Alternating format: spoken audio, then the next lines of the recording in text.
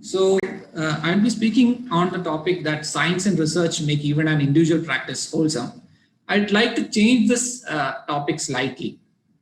In that, I would like to say that science is essential to an individual practice. It is not a choice. It is absolutely essential. Why?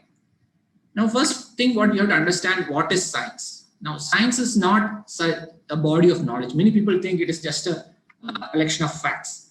That is not what science is. Science is a way of thinking. By definition, science is the intellectual and practical activity encompassing the systematic structure of the structure and behavior of the physical and natural world through observation and experiment. It is a way of thinking. So the scientific method includes observation and formation of a question, and then forming a hypothesis, testing it with an experiment, analyzing the data and reporting the conclusions, and again questioning your results, and the cycle repeats. And this is the scientific method, which I think should be followed by every single doctor, whether they are in a private practice or whether they are in an institution.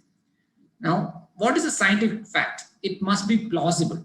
That is, there must be a reason for it to happen. Now, if you say that yoga can cure cancer, obviously it is not possible. There's no reasonable way it can do that. So that is, you need to understand that the scientific fact has to be plausible. It has to be falsifiable. That means there must be a way of, saying that it is wrong. Suppose you see that the Russell's teapot analogy. If you say that there's a teapot orbiting around the Jupiter, there's no way you can say that is wrong. So it is not falsifiable. Hence, you cannot count it as a scientific fact.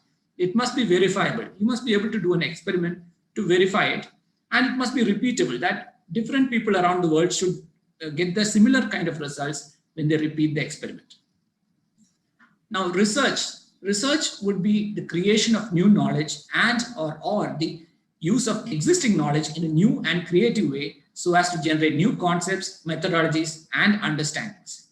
Now, why is research important?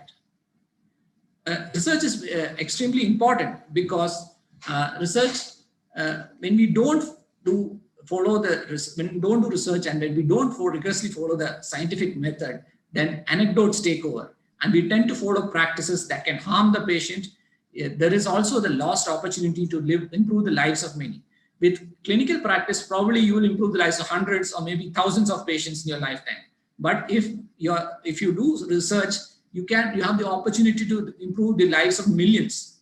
And these are some of the examples that can take over when we do not follow the scientific method in our practice. Now, there are several examples of individual practitioners who changed the face of ophthalmology. For example, this stalwart Charles Kellman. Dr. Charles Kellman was an individual practitioner before he invented the phaco machine. Dr. Edward Zerm, before he did the first keratoplasty. Dr. Jose Barraker, before he described the technique of in situ keratomelusis. Dr. Daljit Singh, who has several inventions to his name. And last but not the least, our latest Dr. Suven Bhattacharya. So I'd like to conclude by saying that science and research contributes to the betterment of humanity. It prevents practitioners from falling into the trap of hearsay and anecdotes. It inculcates the attitude of not just learning from so-called experience, and it helps them guard against their own bias. And it prevents practitioners also, most importantly, from causing harm to the patient. So I'd like to rephrase my statement saying that science is essential to an individual practice and research makes it wholesome. Thank you.